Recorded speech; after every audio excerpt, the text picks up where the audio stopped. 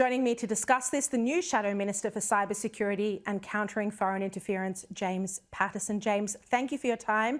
Congratulations on your entry to the Shadow front bench. What do you think of this decision, one of the first decisions by the new Labor government to break up Home Affairs? Sharri, thanks very much for having me, and I thought your editorial set out the issues very well. I'm very concerned about this on a couple of levels. One is, the big question is this: how will this make Australians and Australia safer? Well, the Labor Party hasn't even bothered to explain why. They didn't say why before the election, because they didn't bring the Australian people into their confidence and tell them they were going to do this before the election. And since they've made these changes, they've provided no public justification of it. My fear is it won't make Australians safer, it'll make us less safe. The Home Affairs Department is a very innovative reform by the then Turnbull government. It was the right thing to do to bring all those arms of our national security agencies together under one roof and under one minister so they could work together in a seamless way. And it has prevented mass casualty terrorist attacks. It has successfully tackled foreign interference and espionage. It has protected us in the cyber realm, and all of that is being dismantled and undermined. And let's be really clear about this, Sharri. They've effectively abolished the Department of Home Affairs. It is really the Department of Home Affairs in name only. It's the Department of Immigration and ASIO. It is not the Department of Home Affairs as it was, and that's a dishonest attempt to mislead the Australian people. James, you mentioned there that it has dismantled or stopped some terror incidents and other attacks from affecting Australians. Are there some that we don't know about that have been foiled at an earlier stage because Home Affairs was operating so successfully and bits of information from different agencies were able to be put together and a full picture of the situation became known very quickly to the one department head or minister in charge? Sharri, my observation from chairing the Intelligence and Security Committee, which had oversight of these agencies in a parliamentary sense, is that they were working together more effectively than ever before. They were really well joined up when it came to countering foreign interference and also countering terrorism and all the gamut of national security challenges we faced. I mean, they successfully stopped and kept the boats and kept our borders secure.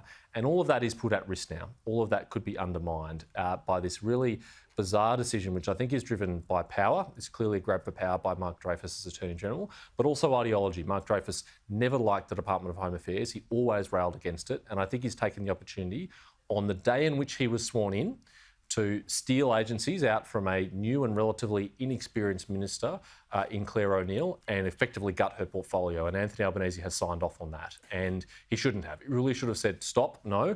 Do we want to be dismantling a key barrier to threats to this country and its way of life? And that's the thing. We don't know whether he took advantage of Claire O'Neill being new to this space or whether Labor would have gone ahead with this even under Christina Keneally. But, I think a key point is that voters weren't told about this change during the election campaign. If it was planned, do you think that is a deception? Unquestionably, I think it is, Sharri, and perhaps it's because Mark Dreyfus wasn't able to get Christina Keneally to agree to having her portfolio gutted while she was still the Shadow Minister.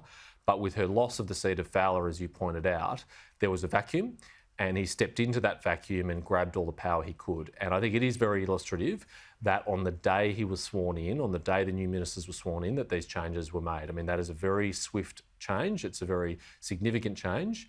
And as you say, it wasn't told to the Australian people before the election, and it still has not been explained now. And there really is a very heavy burden. How will this make Australians safer?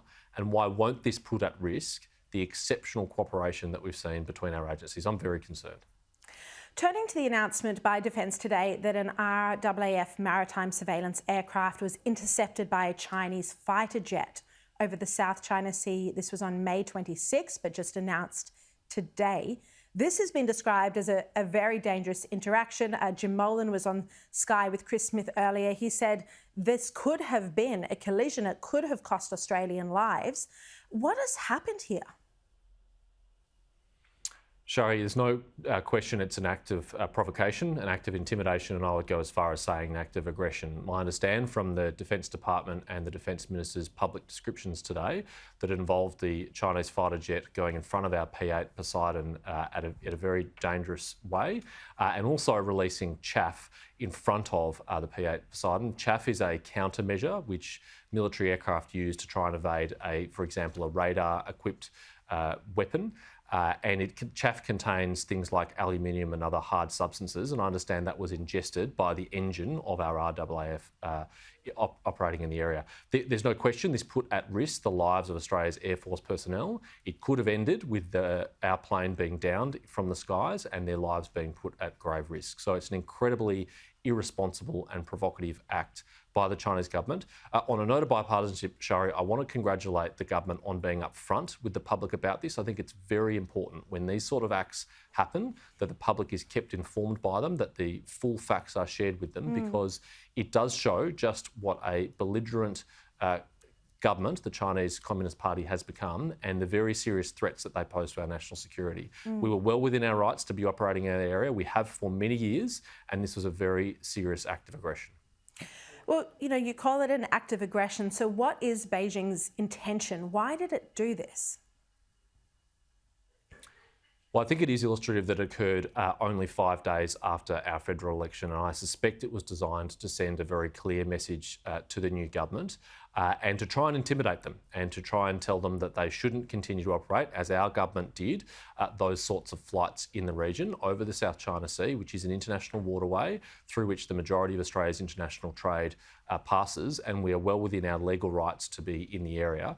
So it's very important how the government responds. They must demonstrate that they have not been intimidated by this. They must continue to operate in the area consistent with international law, as we have been for many years. Yeah. And they must be very strong in taking this issue up with the Chinese government because it is very dangerous, very retrograde behaviour. And it is an escalation of the behaviour we saw earlier this year when a Chinese naval vessel again used targeted a P-8 Poseidon operating in our waters, in our territorial waters, and shined a targeting laser at them. I mean, this is even more serious than that incident, which was already serious enough. You've been given a new portfolio today, as I mentioned a moment ago, as Shadow Minister for Cyber Security and also countering foreign interference.